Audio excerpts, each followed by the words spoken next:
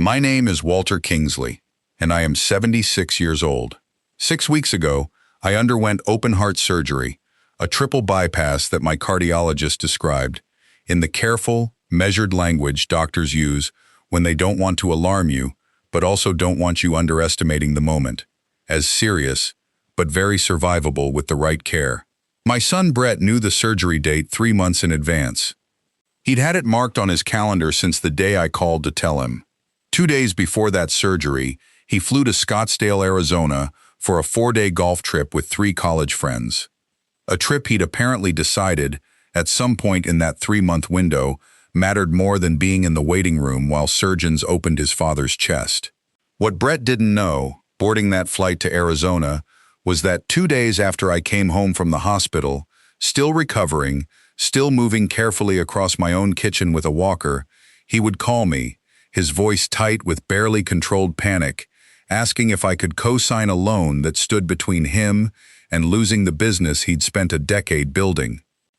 If you've ever needed someone to simply show up and watch them choose something smaller instead, stay with me, because this story isn't about refusing to help my son when he came asking. It's about what happens in the strange, quiet space between disappointment and love, and the choice you make when both of those things are true at the same time. I need to tell you who I was before I tell you about that surgery, because otherwise you won't understand the particular shape of what happened afterward.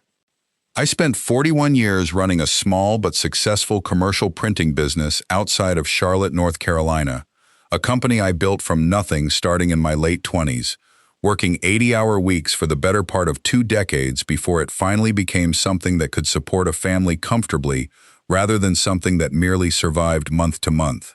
I remember those early years vividly, sleeping some nights on a cot in the back of the shop rather than driving home, teaching myself the mechanics of offset printing presses from manuals when I couldn't afford to hire someone who already knew, taking on jobs at a loss just to keep relationships with clients I believed would eventually grow into something sustainable. My wife, Patricia, worked alongside me for much of those early years, managing the books and the client relationships while I handled the production side, and together we built not just a business, but a genuinely stable, comfortable life for our 2 children, Brett and his younger sister, Caroline. Patricia had a gift for reading people that I never quite matched myself. She could sense, within minutes of a client meeting, whether someone was going to be a reliable long-term partner or a source of headaches down the road, an instinct that saved our young business from several bad contracts I would have happily signed based on the numbers alone. Patricia passed 9 years ago, ovarian cancer, a fight that lasted just under 2 years, and that I still, on certain quiet evenings, find myself replaying in my mind, wondering whether some different choice, at some different moment, might have bought her more time. She spent much of those final months, even as her own body was failing her, more concerned with how Brett and Caroline were coping than with her own prognosis, a selflessness that defined her entire character right up until the end. Since then, I've lived alone in the same house Patricia and I raised our children in, a comfortable but unremarkable ranch house that has slowly filled over the years with the particular kind of quiet that settles into a home once the people who once filled it with noise have grown up and moved on with their own lives. I sold the printing business 6 years ago, at 70 years old, to a regional competitor who'd been making offers for the better part of a decade before I finally decided the timing felt right. That sale provided a comfortable, if not extravagant, retirement, enough that I don't worry about my own bills. Enough that I've been able to help both my children financially at various points over the years without it creating hardship for myself, but not so much that I'm sitting on some enormous fortune waiting to be distributed. I mention this specifically because it matters to what happens later in this story. Brett is 44 now, my older child, a man who inherited, I think, both my capacity for hard work and a certain restlessness that I never quite managed to instill the same discipline into that I'd developed running my own business for 4 decades. He started his own venture 11 years ago, a specialty landscaping and hardscaping company serving upscale residential clients throughout the Charlotte metro area. And I'll say clearly, because it's true, that he built something genuinely impressive through real talent and real effort. The business has grown steadily, employs a dozen people now, and represents, in every meaningful sense, Brett's own version of what I once built with the printing company. Brett married his wife, Kelly, about 12 years ago, before he started the landscaping business, and they have 2 children, my grandchildren, ages 9 and 6. I've always had a warm, close relationship with Brett, closer in some ways than I sometimes managed with Caroline during her own younger years. And I want to be clear about that as I tell you the rest of this story, because it would be easy to paint Brett as simply careless or unfeeling, and that isn't the complete picture of who he actually is. What I've noticed over the years, though, particularly since his business began demanding more and more of his attention and energy, is a certain pattern in how Brett prioritizes commitments when they compete against each other. He is, by nature, someone who tends to prioritize whatever feels most immediately pressing or immediately enjoyable in a given moment, sometimes at the expense of commitments that, while less urgent feeling in the moment, carry considerably more weight when you step back and look at the full picture. This pattern showed itself in small ways over the years. Missed portions of his children's school events when a client meeting ran long, a habit of scheduling personal trips during periods he knew, on some level, might conflict with family obligations. Always with reasonable-sounding justifications attached. Always with genuine, if somewhat convenient, regret expressed afterward.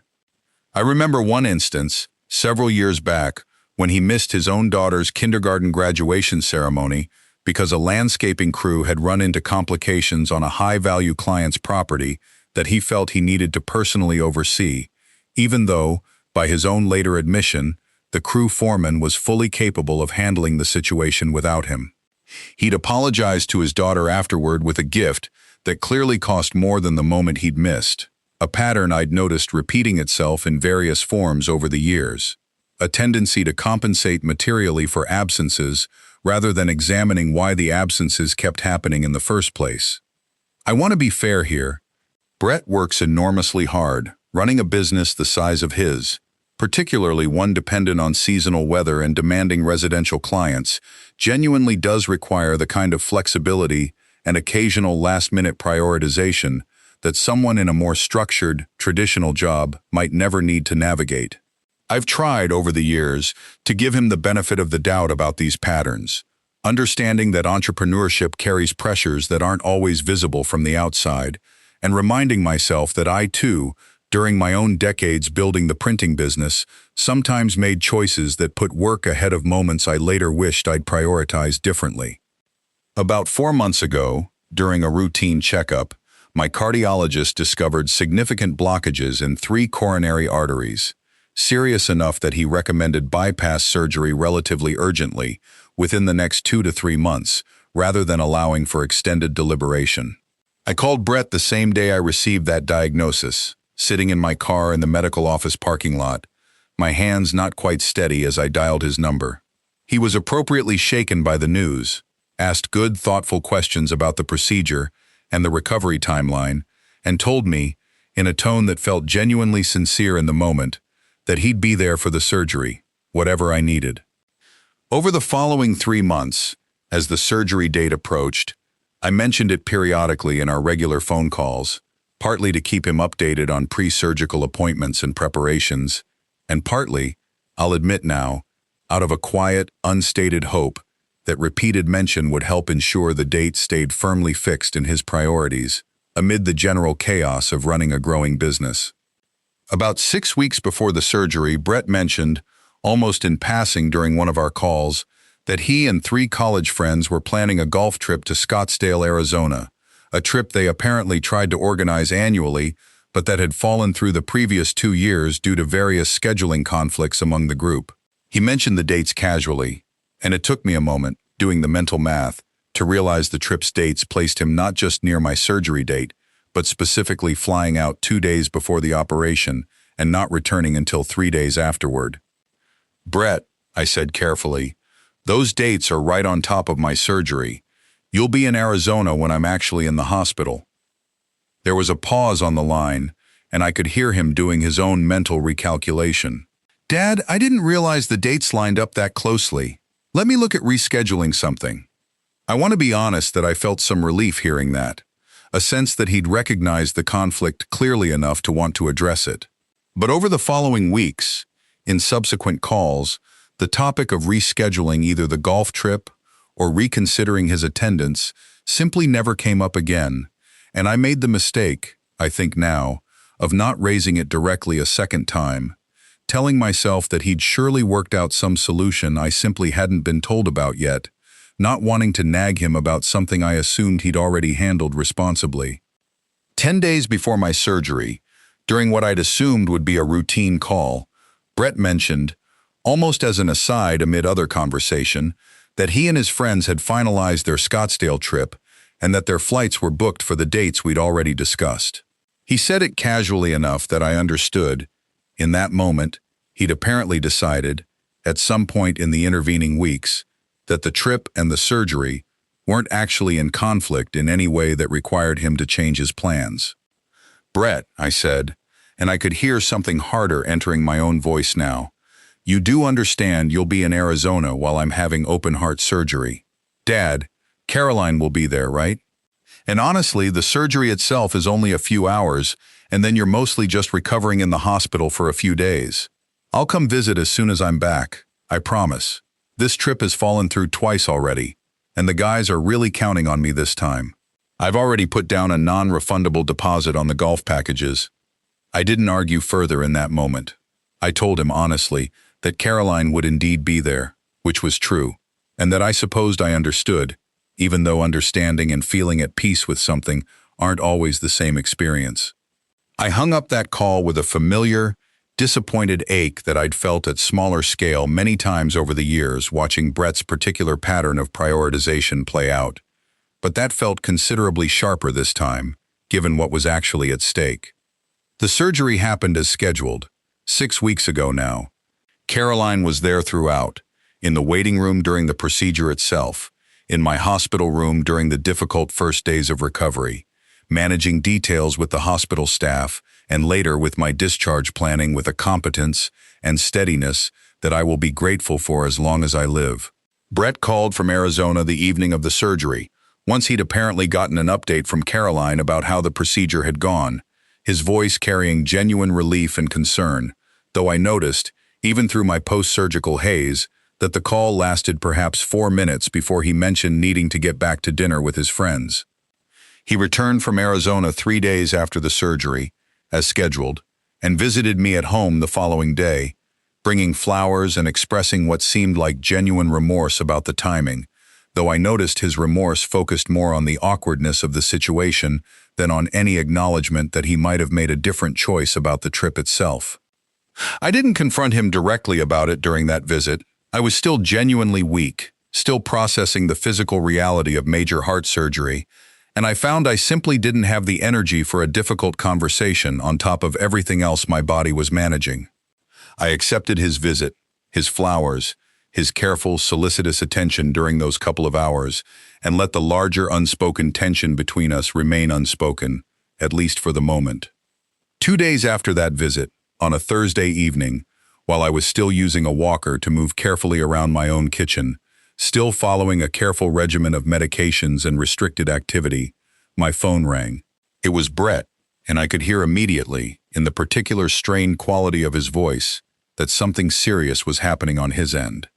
"Dad," he said, "I need to ask you something, and I know the timing is terrible, and I hate even calling you about this right now, but I don't have anywhere else to turn." He explained over the following 20 minutes that a major client had unexpectedly terminated a large contract just as his business was mid-project on a significant equipment upgrade he'd financed specifically to handle that client's expanding needs. Without that contract's revenue, he was suddenly facing a serious cash flow crisis, one that threatened not just the equipment loan itself, but potentially the entire business if he couldn't secure additional financing within the next several weeks to bridge the gap while he worked to replace the lost client's revenue. He walked me through the specific numbers with the careful precision of someone who'd clearly spent the previous several sleepless nights running and rerunning the calculations himself, hoping each time for a different outcome than the one his spreadsheets kept confirming. "The bank will approve a bridge loan," he said, "but only if I can get a cosigner with strong enough credit and assets to guarantee it." "Dad, I know this is asking a lot, especially right now, especially after—" He paused, and I heard him genuinely struggling with what to say next, his voice catching slightly in a way I rarely heard from my generally composed, confident son. "Especially after everything with the surgery, and me being in Arizona instead of there for you. I know I don't have much standing to ask you for something this significant right now, but I don't know where else to turn, and this business is everything I've built for the last decade. If I lose it, I lose everything. 12 employees lose their jobs. Kelly and I lose the equity we've put back into the business instead of into our own savings for years now. I don't know what else to do, Dad." I sat with that request for a long moment, my walker beside me, my chest still aching with the particular deep soreness that follows major surgery, absorbing the strange, sharp irony of the moment. 6 weeks earlier, this same son had decided a golf trip mattered more than being present for a surgery that carried genuine, serious risk. Now, needing something significant from me, he was calling within days of my return home, his voice carrying real desperation, and I found myself simultaneously moved by his obvious distress and unable to fully set aside the memory of how absent he'd chosen to be just weeks earlier. I want to be honest about what I felt in that moment. My first instinct was not entirely generous. Part of me wanted to remind him, plainly and directly, exactly where his priorities had been 6 weeks earlier, to make him sit with the discomfort of asking his recovering father, whose bedside he'd chosen not to occupy, for financial rescue within days of that same father's surgery. Part of me wanted to simply say no, let him understand, in the clearest possible terms, that showing up matters, that presence during hard moments isn't optional or negotiable simply because something more enjoyable presents itself. But I thought of Patricia and the way she always approached difficult moments with our children, with clear boundaries, but never with cruelty, never using their own vulnerability as a weapon simply because she had the leverage to do so in a given moment. And I thought about what kind of father and what kind of man I actually wanted to be in this specific moment, when both disappointment and love were sitting in my chest at the exact same time, equally real, equally demanding acknowledgement. "Brett," I said slowly, "I'm going to help you with this loan, but before I agree to anything, I need you to actually hear something from me. Clearly, not as a condition of my help, but because I think you need to hear it, regardless of what I decide." "Okay," he said quietly. "You missed my surgery for a golf trip," I said. "I understand the deposit was non-refundable. I understand the trip had fallen through twice before, and your friends were counting on you. I understand all the reasons that made sense to you in the moment. But Brett, I had open-heart surgery 6 weeks ago, a procedure that carries real risk, and you made a choice, over the course of several weeks with plenty of opportunity to reconsider, to be in Arizona playing golf instead of in that waiting room. And now, 6 weeks later, you're calling me, days after I got home from the hospital, still recovering, still using a walker, asking me to guarantee a loan that could determine whether you keep the business you've spent a decade building. I need you to actually sit with that timeline for a moment, Brett. Not because I want to punish you with guilt, but because I think you've been moving so fast through your own life that you haven't actually stopped to notice the pattern you're building." There was a long silence on the line. "You're right," Brett finally said, his voice thick. "Dad, you're completely right, and I've been sick about this since the moment I landed back from that trip and saw how weak you still looked. I told myself going into that trip that the surgery would be fine, that Caroline had it covered, that my presence specifically wasn't essential to your recovery. But that's not really the truth, is it? The truth is I wanted to go on that trip, and I built a justification around wanting to go, instead of actually asking myself what mattered more." "That's exactly it," I said, "and I want you to understand something important, Brett. I'm not saying this to make you feel small or to hold this loan over you as leverage. I'd help you with this loan regardless of what happened 6 weeks ago, because you're my son, and because what you've built matters, and because that's simply who I am as your father. But I needed you to actually hear this clearly before I said yes, because I think if I just quietly helped you without saying anything, you'd walk away from this whole situation having learned nothing except that showing up isn't really necessary, since help arrives anyway regardless of what you prioritize. I hear you, Dad, he said. I really do, and I promise you, this isn't going to be something I just apologize for and then forget about in a month. I've been thinking, honestly, since that call from Arizona when Caroline told me how the surgery went, about the fact that I wasn't there, and it's been sitting heavier on me than I think I let myself admit until you just said all of that.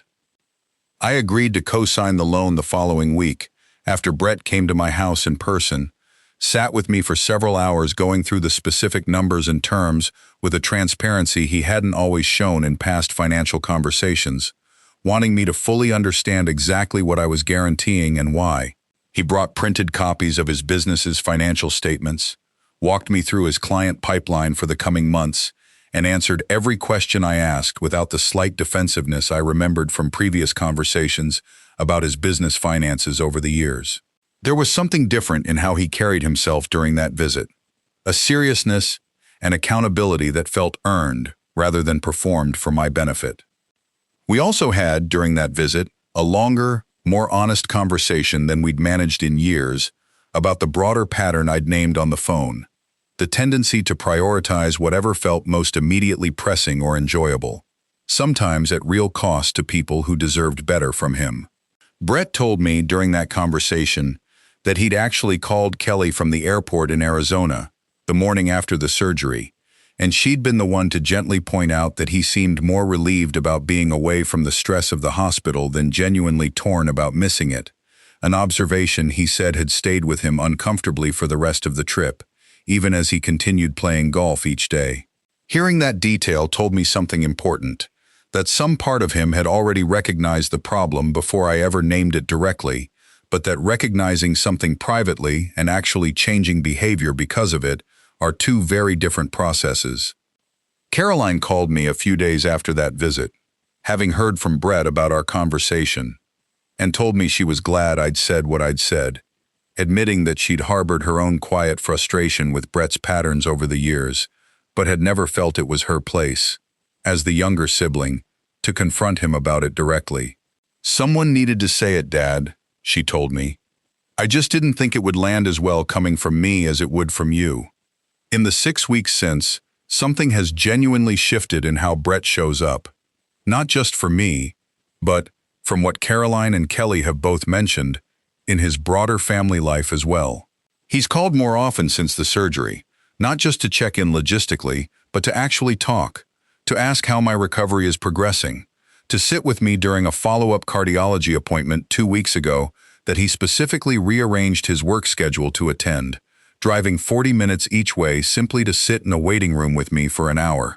Kelly mentioned to Caroline, in a conversation Caroline later relayed to me, that Brett had also started making a more deliberate effort to attend their own children's school events, apparently having reflected on the missed kindergarten graduation and other similar moments in light of our conversation.